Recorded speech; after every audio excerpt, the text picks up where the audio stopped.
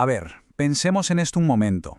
Desde que existimos, los seres humanos hemos tenido que lidiar con un problema gigantesco. Uno que ha definido cómo vivimos, por qué luchamos y cómo construimos nuestras sociedades.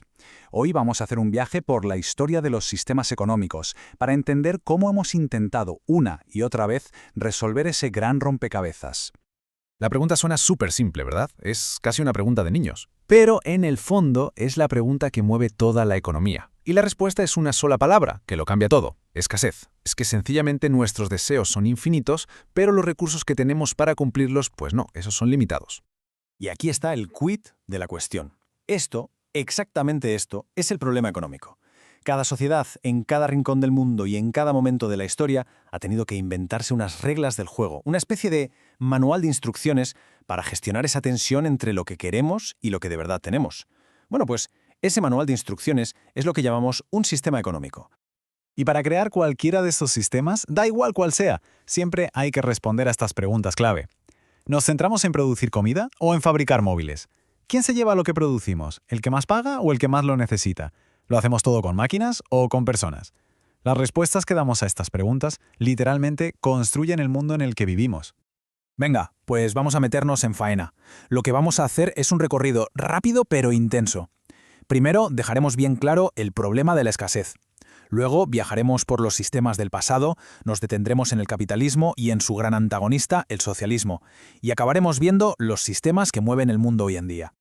Empecemos por la base de todo, porque la escasez no es solo una idea para economistas, es la fuerza que nos empuja a organizarnos como sociedad en primer lugar. O sea que un sistema económico es en esencia la máquina que una sociedad monta para lidiar con la escasez. Pero ojo, aquí viene lo interesante. Hay que saber distinguir entre la teoría y la práctica, porque una cosa son las ideas geniales que tiene un pensador en su despacho y otra muy distinta es cómo se aplican esas ideas en el mundo real, con toda su gente, sus líos y sus contradicciones. Muy bien, pues vamos a ver cómo ha funcionado esto a lo largo de la historia. Y un apunte importante, los cambios de un sistema a otro no son como darle un interruptor y ¡listo! Son procesos súper lentos y muchas veces los sistemas viejos y los nuevos conviven durante siglos. Aquí tenemos un resumen, una vista de pájaro de los primeros grandes modelos.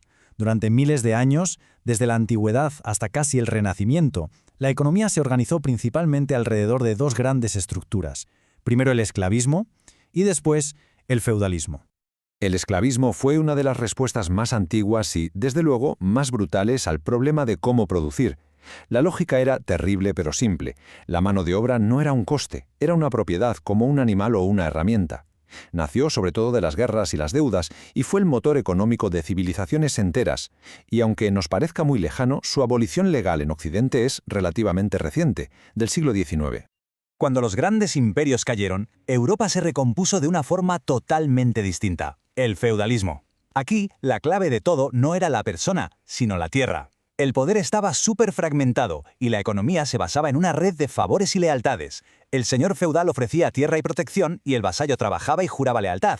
Todo, absolutamente todo, giraba en torno a la tierra. Pero claro, ningún sistema dura para siempre. El feudalismo, de hecho, se agotó. Literalmente.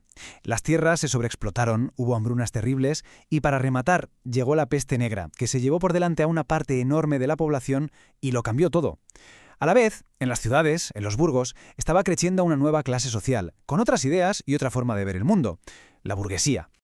Y esta nueva clase social nos lleva directos al gran protagonista de la era moderna y al debate que la ha marcado a fuego: la llegada del capitalismo y la potentísima reacción que provocó: el socialismo.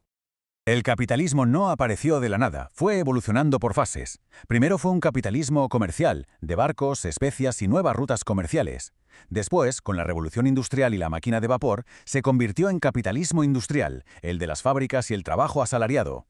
Y finalmente, las empresas se hicieron tan gigantes que necesitaron dinero de fuera, de bancos y de inversores, dando paso a lo que conocemos como capitalismo financiero. Y esta es la gran paradoja de esa época. Por un lado, fue una explosión de progreso y riqueza como nunca antes se había visto. La productividad se disparó. Pero, por otro lado, las condiciones de vida para la nueva clase trabajadora, el proletariado, eran espantosas. Jornadas interminables, salarios de miseria y cero derechos. Su único capital eran sus manos para trabajar. Y sus hijos, su prole. Pues bien, Como respuesta directa a esta realidad tan dura, nace el socialismo. La propuesta era un giro de 180 grados. Si el problema es la propiedad privada de las fábricas y las tierras, que genera esa desigualdad, la solución tiene que ser la propiedad colectiva. El objetivo ya no es el beneficio de unos pocos, sino la colaboración y el bienestar de todos. Y dentro de todas las corrientes socialistas, la de Karl Marx y Friedrich Engels, el llamado socialismo científico, fue la que tuvo un impacto más profundo. Para ellos, la historia era básicamente una lucha constante entre clases. Analizaron el capitalismo y llegaron a la conclusión de que su propia naturaleza llevaba a la explotación del trabajador para acumular más y más capital, y su predicción era que, tarde o temprano, esas condiciones tan precarias acabarían provocando una revolución social. El siglo XX fue, en gran medida, el campo de batalla entre estas dos grandes ideas, capitalismo y socialismo. Pero de ese choque y de esa tensión surgieron modelos nuevos que intentaban, de alguna manera, coger lo mejor de cada casa. Y así llegamos a la economía mixta, que es el sistema que predomina hoy en la mayoría de países. La idea es sencilla en teoría. Dejamos que el mercado funcione y genere riqueza, pero tenemos al Estado actuando como un árbitro para corregir los fallos. El Estado interviene para asegurar cosas que el mercado por sí solo no garantiza, como la sanidad, la educación o las pensiones, y para intentar reducir las desigualdades más bestia.